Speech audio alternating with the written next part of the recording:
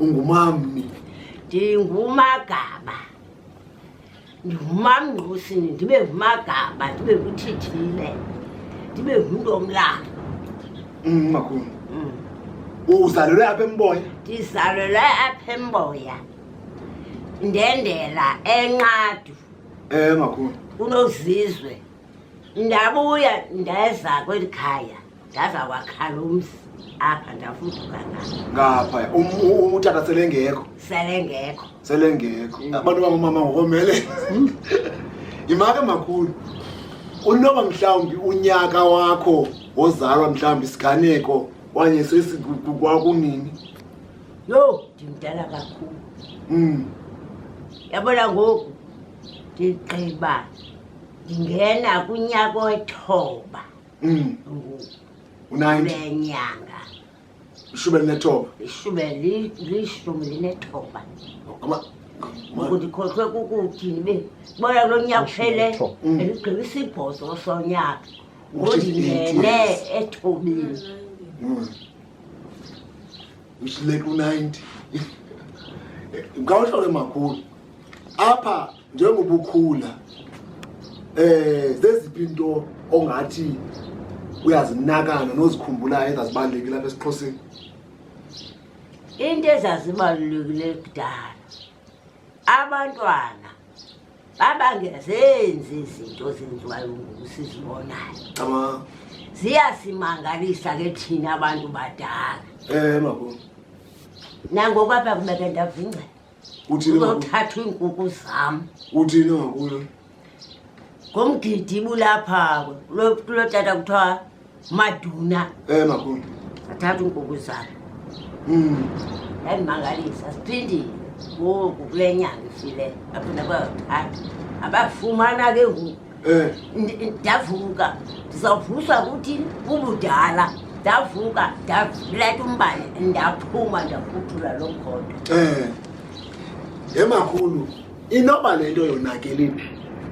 Yonakale le nto kweli xesha likhoyo. Umntana yengumntana. Uqala eyazi into ethethwa kokwabo. Ngoku akayazi uphuma apha kuwe iyakuzinto ezimbi ngapha. Uyabuya kufunwa wena.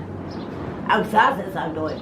Makhulu, makhulu, xa umntana ekhula zeziphi ngawaphi amasiko abalulekileyo for umntwana? Amasiko abalulekileyo emntaneni? Makhulu. Xa ekhula emasikweni. Apha imba ndikubuze ezi zinto. Awuthi mhlawumbi kulahleke ubuwena, ngabona undithatha zena sine. Awuthi mhlawumbi kubulahleke ubuwena.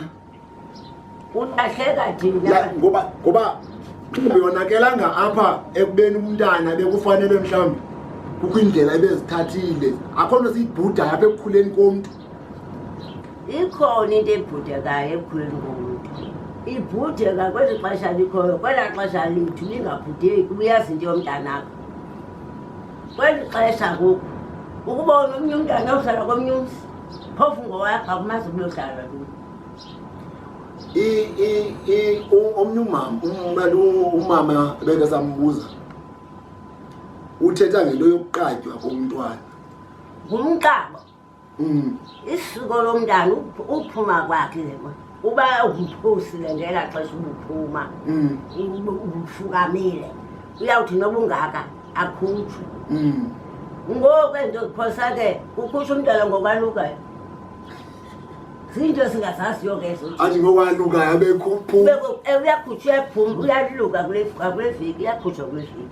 Zinto singazaziyo ke ngoku ezintsha. Abethu thina abantwana baqatya bebancinci. Ilahlekile ke ngoku, ilahleka kule mpintsha. Kweli xesha likhoyo. Makhulu. Njengoba amaxesha engamanye ngoku.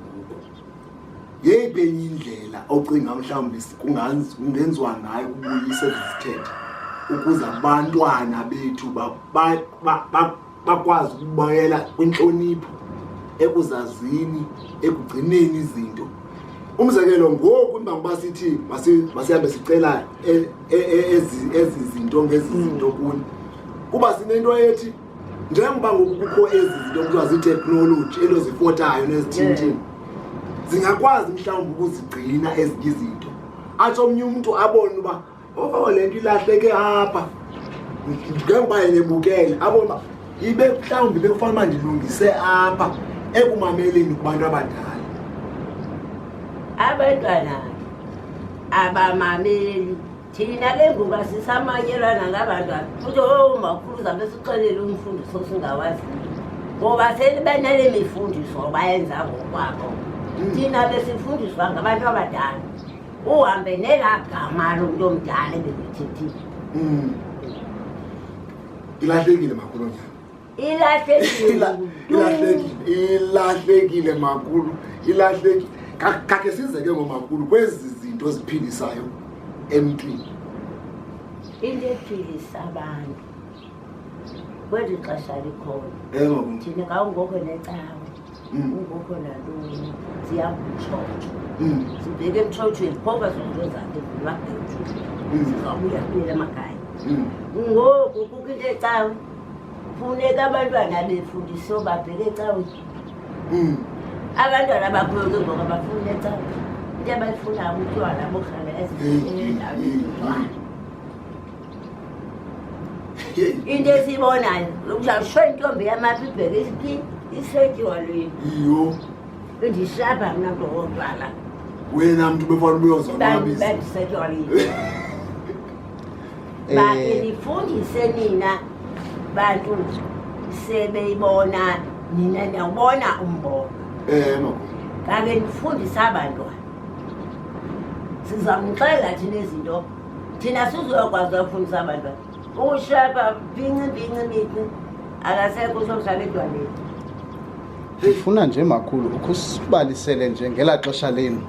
Ngela xesha lethu sisiya emtshotshweni amabali nje saphuma emtshotshweni baluka amakhwenkwe kuthiwe ke ngoku nophuma ngoba kaloku kuphuma nala makhwenkwe alukileyo uzawuba ngunokuphuma kube intombi abafana. Uzawuphuma ke entombini abafana uyokwenda emzini wakwambane uhleli ke ngoku emzini apho akunangxaki. Khawusibalisele nje kukho ezanto zazisenziwa phaa ekuqaleni kwakuthiwa ziintsomi. Ikhona intsomo osayikhumbulayo nje onosibalisela yona nje? Ikhona ke intsomi akuza wena nogayoyo uyawaphetheni uyawaphetha insitha inja ke leyo. Inja Intsomi ke leyo. Intsomi ke leyo.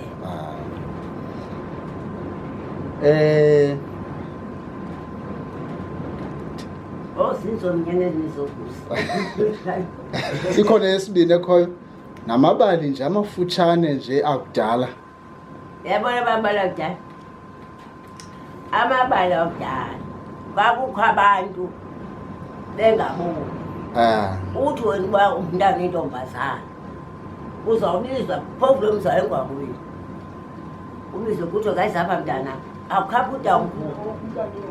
Mna ke ndandinotamkhulu engaboni uzawukhapha utamkhulu ndimsaphi ndimsephapasini ndimphethe ngentonga ndofika ndimshiye ndawufika komnye umzwana ndiphinde ngelaa thuba athe ufuna uphinde abuye ezapha ekhaya kulapha emangqotheni bayale zibalekeni umzi ndiphinde ndomthatha kweli xesha ndikhona bona ndizawuhlala apha ndingaboni akho mntana unomthatha apha ndizawuhlala apha tshomi lam. Yabona kodwa ndihlala ndiyakhona ukubheka phaa nalapha kodwa mthithi ndiyanje bathi bandixakekileyo ndinikele laa nto yam ndiyoyifunda. Akho mntana unokuthatha kwixesha likhona ngoba abantwana bakhoyo abaqeqeshekanga. Abantwana bakhoyo abamazi umzali. Umzali uyintanga yakhe amabala siwabonayo ke ngoku uthi noba ingowakho umbona uba yeyi akukho mkhono thina umuntu omdala sasimxabisile kakhulu engazalwa yena kodwa umuntu omdala uyafana uyawuzala uthi wona ngumzali ngoba uyafana nakamama inoba le ntsomi ithi wena nogayoyo yayisifundisa ngantoni nje? Esifundisa sasenza utambuka lwethuba. Asenze nogayoyo. Athi kanivukele bantwana bami sivuke sesinogayoyo. Sishwela nogayoyo. Uyawaphetheni, uyawaphethinja, uyawayisaphi, ndiyawayisendle. Kunani apha ekhaya, ndoyika izilonda zabantu abadala. Hayi ke ndiyakuva makhulu. Ndivile ke ngoku? Hayi ndiyakuva kakuhle. Bendinqamlele ngoku Ewe. It's right.